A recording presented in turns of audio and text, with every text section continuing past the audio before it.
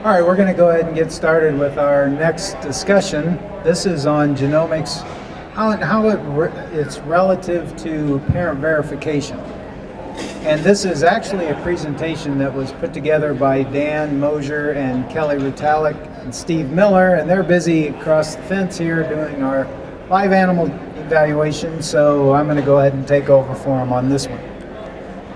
Our classic approach for EPDs in the past has been based on a historical look through the pedigree in terms of what has come in the past, individual performance when you document birth weights, weaning weights, and other phenotypic measurements and send those in, and on the progeny records that are submitted through our AHIR program. So it was a look from a historical aspect, current aspect from an individual, and also a future aspect with relative to the progeny of a sire or a dam. Those were the three areas that we were able to get information to generate our expected progeny differences to use as tools for selection. Well, in current technology, we now have the use of genomics, and we can incorporate the genomics into our EPD system.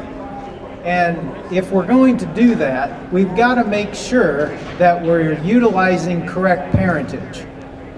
It's very important as we go through, for any seed stock operation, as we go through time to verify parents and have them correct.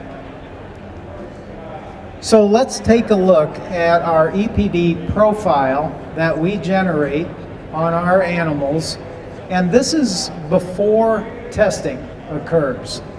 And for example, let's just take a look at birth weight. The birth weight on this animal was a 2.5, but more importantly, the accuracy was a 0.05. Okay, so that is a pedigree estimate. It's based off of just what we think is going to happen based off of the ancestry. No individual performance data has been turned in, so by default we get a 0.05 on accuracy. If we take it and submit a blood test on this animal, take a look especially at what happens with the accuracy. After testing, our birth weight came down a little bit, but most importantly, look what happened to the accuracy. It jumped from a 0.05 all the way up to a 0.44. That's a phenomenal jump in confidence for our particular trait. In this case, we were talking about birth weight. So the confidence that you would have placed on that particular trait would be much greater once we have a genomic test. Another benefit of genomic testing is we can find out this information at a much earlier age. We can have the information out of a 2-week-old baby calf that would be the same as a lifetime of production for a cow, or maybe a bull that has anywhere from 7 to 24 progeny. It also allows us to capture a look at those traits that are really difficult to measure. If you look at residual average daily gain, for example, or the dry matter intake, those are difficult traits to capture. We don't have a lot of data on those particular traits. So with genomic testing, we can get that information that's always been kind of elusive in our seed stock business. Bottom line here is it's a risk assessment tool. Genomics and our DNA analysis is a risk assessment tool. Here it says similar accuracies to animals with anywhere from 7 to 24 progeny. That's really pretty remarkable because there's lots of cows out there that never have that many calves. So we can gain a lot of information, and they can just be 2 weeks of age Little baby calves can give us that kind of accuracy. So young bulls, higher accuracy, females, greater gains on EPD accuracy than a whole lifetime of production.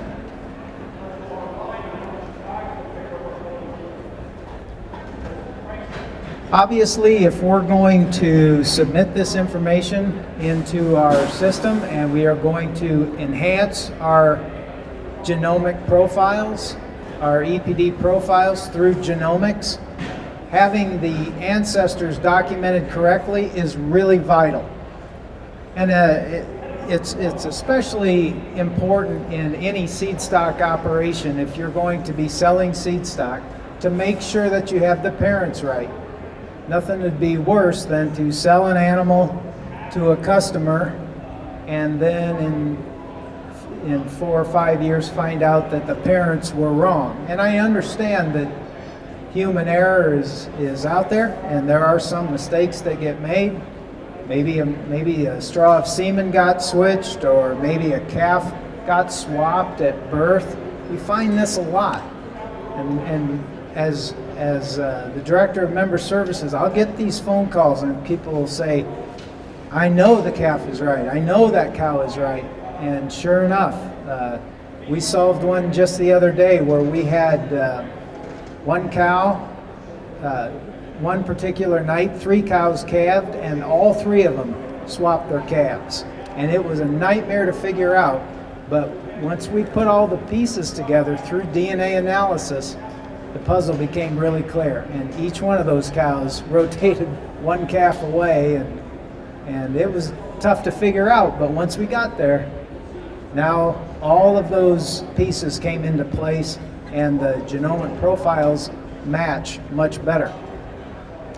So tested animals will be verified with the progeny. Animals not verified will be removed from the database until they get corrected. So that's basically how it works. They're pulled out of the database until they get corrected, and then they get put back in. You can order parent verification tests in a variety of ways. You can order a standalone marker test, which is very, very common. You can go through your enhancement on your EPDs, and if you order the GGPs or the I50Ks, Parentage is included in that test. You don't have to pay extra. And we also have in the commercial sector, we've got a sire match through our GeneMax program that Johnette just talked about. So those are the options on how to get Parentage ordered in your program. I get this call once in a while as well. I'll get a sire that has qualified as a parent, and I'll get a dam that is qualified as a parent. But when we put the two together, the mating doesn't qualify. People have a hard time understanding if the sire qualified and the dam qualified, then how come you're kicking my calf out? Well, this is what happens. If we take a look at our cow here with her calf, and you look at the green alleles in the different markers, marker 1 has a green capital A, and in the calf, marker 1 also has a green capital A.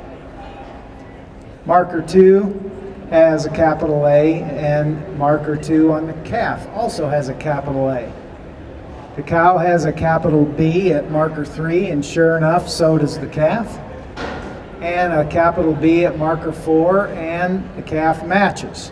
So that would be a match. That calf could be out of that dam. Let's take our calf and see if he matches to this bull. Same thing. Capital A, capital A, capital B, and in marker 4, a capital A. So that bull would qualify as a potential parent for that baby calf. Okay, then we put the mating together and see what happens. Here we have our calf, and as you can see, Now we have a problem where the sire was a potential parent and the dam was a potential parent, but together somebody cannot be the parent of this calf. There is a exclusion where it didn't match at allele marker number 2. The calf has got to have gotten that capital B from somewhere. And if you look at marker 2, he did not get it from his sire, and he did not get it from his dam. They both qualified as potential parents, but the mating was excluded. This is a hard concept for some people to grasp, but this calf, one of those is not his parent. So you have to dig a little deeper. Now here we only have 4 markers listed. We actually test for 96 of them. So it's much more complex than my slide. So as you can see, if you dig deeper and dig deeper, you'll eventually find which parent is most likely not the parent. But that's basically how sire and dams can qualify, but the mating can be excluded. Yeah. So when that happens, then you call the association and have them dig deeper. Is that how the process works? Yeah. What he's asking, so what happens when this happens? You get notified as a member that you've got a mating that was excluded. So then you will call the AGI team. Most likely you'll talk to Becky over here or myself, somebody that can help you out. And what we'll ask of you is we'll need from you a list of other possible parents. Okay? We can't just put it in the system and hope for the best. We've got a big database, and with that big database comes some problems. What you'll get is false positives. You might, if I was to just search the entire database for a possible parent, I might come up with a cow that might be dead and gone, and she was from West Virginia. No possible way could she be the parent of your calf, but yet DNA says she matches. So we'll get a false positive once in a while. So what we ask of you is to give us a list of possible parents and who that animal could possibly match to. And from that list, then we'll search those and check the markers. That answer your question? Yeah.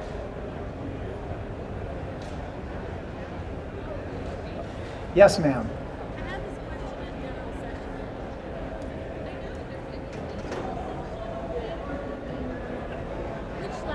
Which profile should I buy? Which lab? What do you tell me? The question is, which lab should I do business with? Yeah, profile test. Which profile test should I order? Does it matter? I always tell people that it doesn't matter. You're going to get the same information from either lab. Maybe if there is a difference, maybe with turnaround time. For example, one lab might get busy during a certain amount of time of the year compared to the other one. So in member services, when I answer that question, Luann, I tell them that the answer is going to be the same depending, no matter which lab they use. Turnaround time could be the only difference. And those girls, yeah, the girls, a lot of it is personal preference. Some people order from, maybe they've got a rep in their area they're pretty fond of and they want to do business with that person. That's quite okay. Now, GeneMax is a different deal. That goes to Zoetis. That's the only difference. But with turnaround time, it might play a role from when you get your test back, and you can ask the AGI team when you send it in, just indicate on there quickest turnaround time is desired or something like that, and because they know which lab's running current and which one gets a little behind, they would have that answer. You don't specify the yeah, if you do not specify which lab you want it to go to, they'll just send it to whichever one. Any other questions? Very good. Becky's over here under the Angus Genetics Incorporated sign, and she's kind of the expert in this area, so if you have specific questions, she can look up things for you and answer questions as well as myself. We appreciate you coming by. Thank you.